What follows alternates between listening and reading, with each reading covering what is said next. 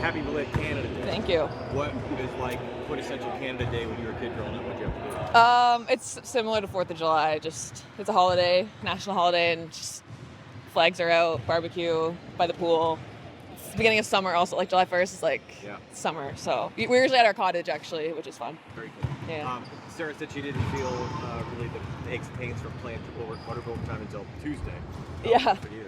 Sometimes it is like a 48-hour thing. I was exhausted that night, and the next day, probably like I feel normal today, but yeah, that was crazy. It was like that was probably the most exhausted I've ever been after a game for sure in my career.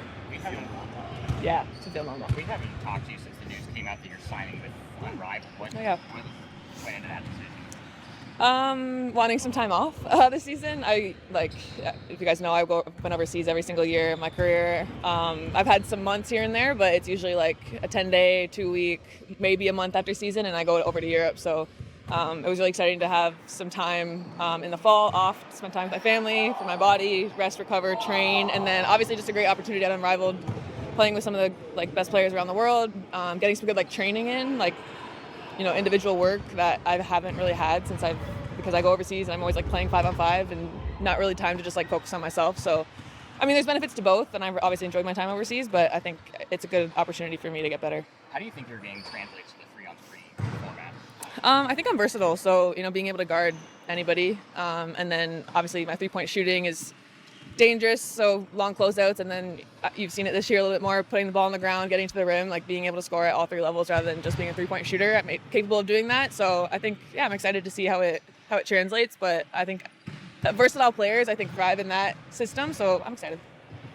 We talked a little bit with Coach about how Brittany runs a pretty strict 17 schedule. Nobody plays more than 30 minutes average a game. As a player, until I play 51 or whatever it was. until you go to 4, yeah. As a player, what was your reaction to hearing that, we're not going to play 35 minutes tonight? It was good hearing their reasoning and knowing when I go on the court, I'm going to get a quick sub, but then I'm on the bench for a minute and I feel rested, and then I can go back in and give it my all. Not that you ever save yourself on the court, but knowing you're going into a game, going to play 35 to 40 minutes, that's exhausting, and it's hard to have that throughout the season. So it's really nice, going into every game, I can give it my all for 3 to 4 minutes, knowing coming out for a minute, getting my rest, feeling rested, go back in, give it my all again for 4 minutes, have a media timeout in there, have a quarter break timeout.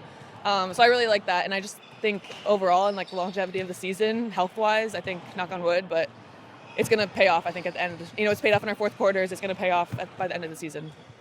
You just told us that your 3-point shooting is dangerous, and I love the way that you speak really confidently about yourself and your skills. Is that something that you have sort of learned through your career, and is it something you talk to younger players about? Yeah, I think confidence it's always a journey, I think, for me as an athlete. You go through ebbs and flows throughout your career, but it's about knowing who you are, knowing what you're good at, and trusting that the averages will always average out when you're not shooting well, but the work you put in, trusting the work you put in, leaning on the work you put in. And I work so hard up to this point in my career that I'm so confident in what I'm able to do on the court because of that. I've spared nothing to get to where I am, so that's where I get my confidence from. And that's I haven't talked to too many young players about it, but I think as I grow into this leadership role, those conversations definitely will be had. Obviously, it's not perfect all the time. We go through moments, but it's staying confident.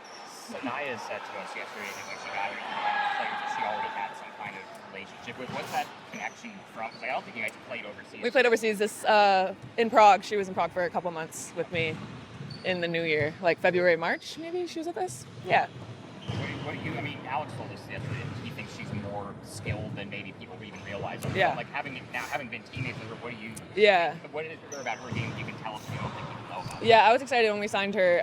She's obviously young, but she's so skilled. Obviously, a really successful college career and works really hard. Obviously, great teammate, great person. So I was really excited to add her to the locker room. But yeah, she's strong, big, but still mobile and has good hands around the rim. I saw that overseas. And it's true, she hasn't really gotten her chance in the W, but it'll come. She's going to work hard, and she's going to be a really great fit and add for us. Obviously as a DP, but she'll continue to grow and get better, and I think she'll have a really good W career.